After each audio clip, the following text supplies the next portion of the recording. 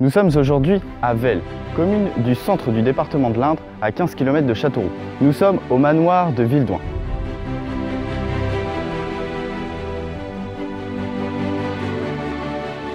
Ce domaine d'une architecture remarquable est situé au bord de la Bouzanne, qui autrefois servait de frontière entre les forces françaises et les forces anglaises pendant la guerre de 100 ans. C'est durant un autre siècle, tout aussi agité, que se sont dressés les murs de ce manoir. La construction de ce manoir a débuté en 1912, mais elle s'est finalement achevée en 1929. La Première Guerre mondiale a influencé la construction de ce manoir.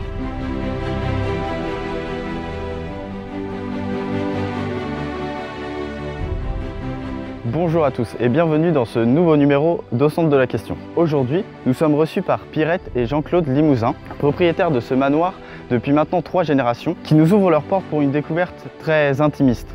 Passionnés d'art et de peinture, ils exposent au cœur même de leur maison des dizaines de tableaux, la transformant ainsi en une véritable galerie d'art inédite. Parfois moderne ou plus classique, ces œuvres brillent au cœur de cette demeure exceptionnelle que nous allons vous présenter en compagnie des 2 charmants propriétaires.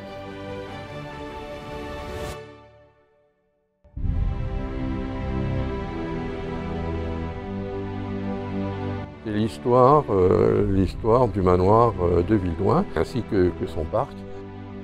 Le propriétaire, celui qui l'a fait construire, qui était un grand propriétaire autour d'un certain nombre de domaines, l'a fait construire avec l'aide de 2 architectes. Un architecte français qui s'appelle Expert, qui a fait les jardins du Trocadéro pour le parc, un paysagiste qui était M. Nivet de Limoges. L'histoire du manoir repose en réalité sur une construction de pierre de Chauvigny, telle que vous voyez. C'est une pierre extrêmement rare maintenant, et il serait très difficile de refaire ce même bâtiment. La veine de pierre de Chauvigny se raréfie de plus en plus. Le propriétaire qui a fait construire, c'est un Détouche de Bois-Raymond, qui était une vieille famille de Châteauroux, mais dont l'origine remonte à 1676. Donc vous avez d'ailleurs une plaque qui reste de cette famille-là. Et l'anecdote lors de la construction, c'est qu'il l'a fait construire en cachette de sa femme. Mais il a eu une grande surprise, c'est que sa femme n'a jamais voulu l'habiter. Ce bâtiment a été classé en 2017 par le patrimoine en tant que maison contemporaine permettant d'obtenir une certaine référence. Son classement donc au patrimoine et une mise en valeur du bâtiment, parce que c'est dans l'architecture des maisons contemporaines, les 2 étant classés, et d'autant plus agréable que ça se trouve en bordure de rivière de la vallée de la Bouzanne.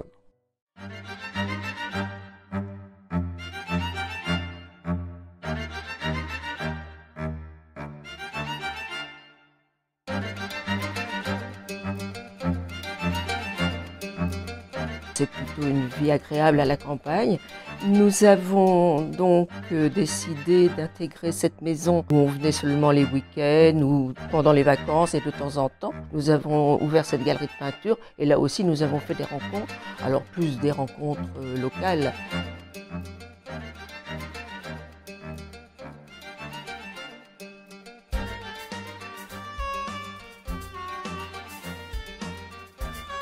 Nous avons commencé avec des peintres, nous allons dire, plutôt locaux.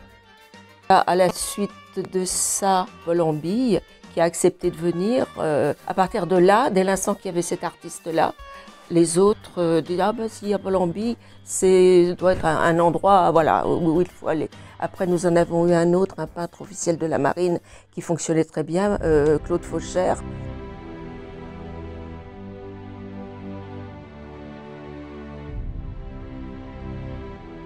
On a décidé de faire une galerie pour une raison simple, parce que premièrement on était collectionneurs déjà. Pour nous c'était une solution de complément ou de remplacement à terme des chambres d'hôtes que nous avons exercées donc pendant un certain nombre d'années.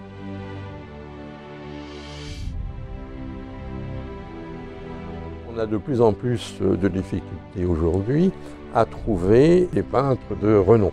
Nous n'avons aucune concurrence à ce niveau, au niveau du Val-de-Loire. Ça, il faut le savoir, mais c'est aussi inquiétant, parce que ça veut dire que le potentiel d'acquisition des gens dans le centre Val-de-Loire est quand même un peu restreint.